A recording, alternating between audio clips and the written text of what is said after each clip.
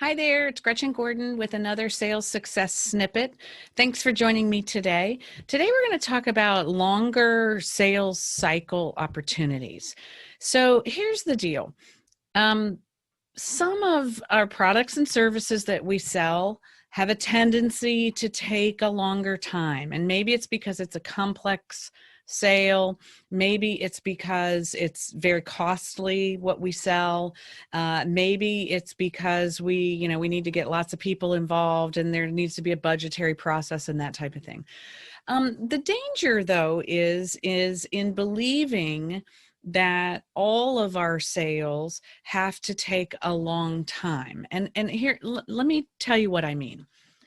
It can be a very damaging negative belief if we believe that we have a long sales cycle that we can't impact.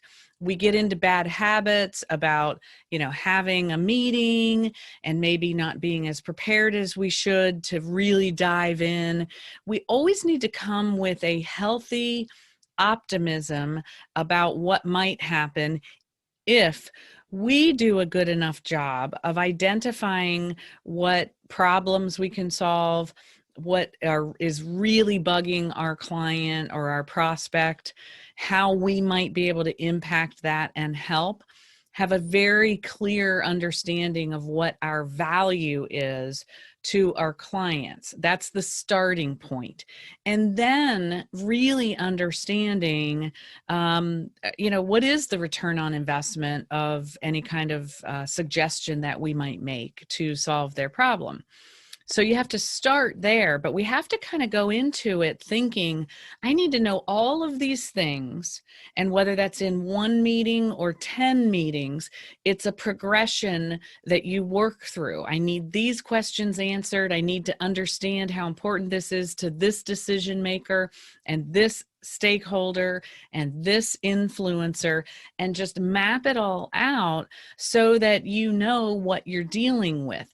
But don't assume that it has to be a quote unquote long sales cycle. The problem with the belief that I have a long sales cycle is that we sometimes, like I said, don't go in as prepared as we should.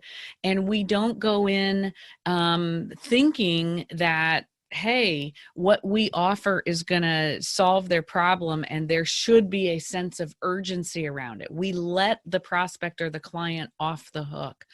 So follow your kind of strategic sales process for qualifying. Have an opportunity scorecard of what makes a difference.